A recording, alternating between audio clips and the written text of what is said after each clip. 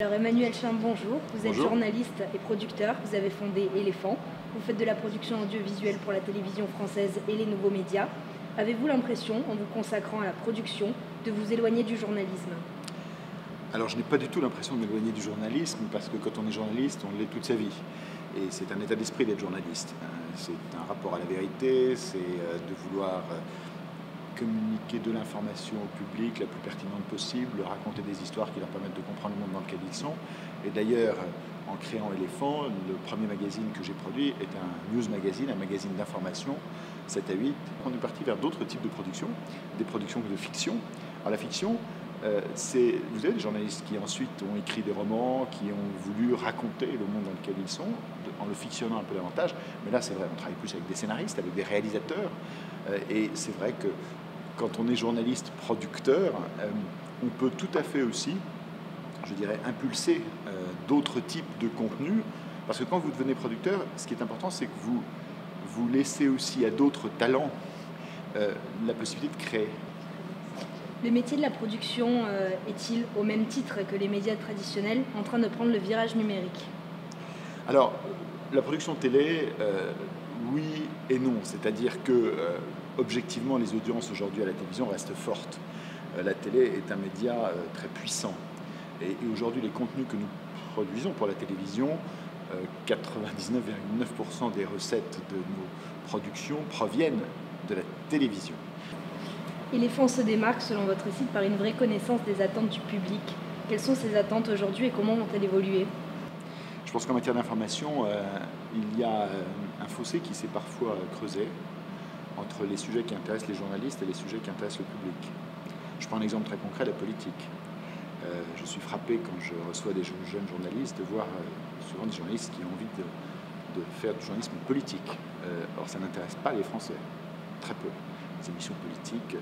Il y a une fascination parfois des journalistes pour le monde politique qui n'est pas du tout la même de celle du public. Et il y a, de mon point de vue, une surconsommation des sujets politiques dans la presse notamment, et c'est à mon avis une des raisons pour lesquelles la presse va pas bien, et un peu à la radio, et parfois aussi à la télévision, par rapport aux attentes du public. Ça, c'est un exemple très concret.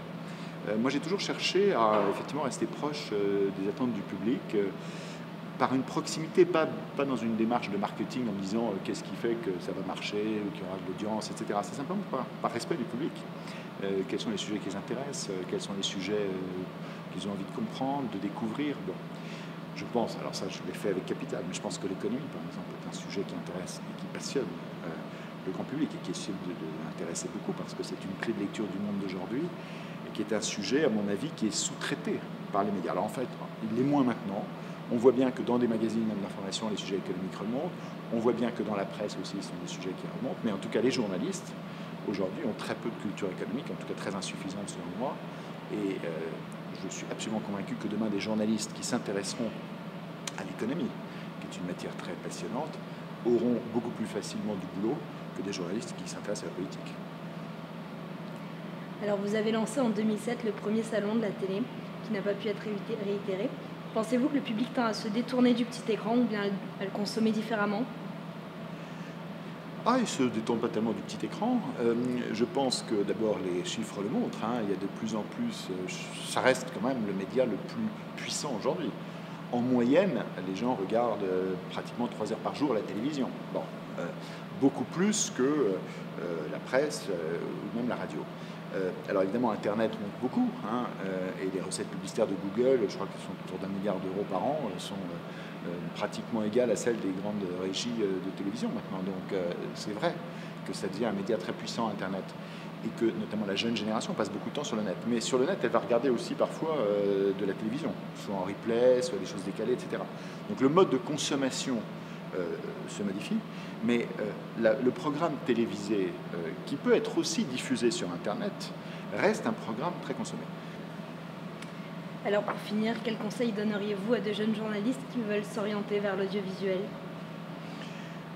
Déjà, la première chose, c'est de savoir pourquoi ils veulent le faire. Parce que moi, je cherche toujours à comprendre quand je reçois un jeune journaliste et à savoir pourquoi il a envie de faire ce métier. Quelles sont ses motivations? Qu'est-ce qu'il a envie de raconter? Où s'exerce sa curiosité?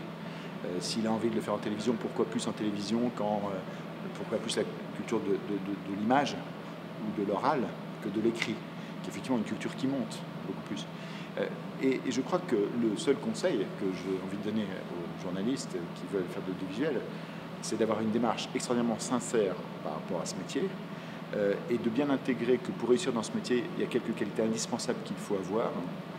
D'abord la curiosité, il faut être d'une immense curiosité, une curiosité permanente, ne jamais être blasé en disant j'ai tout vu, je sais tout.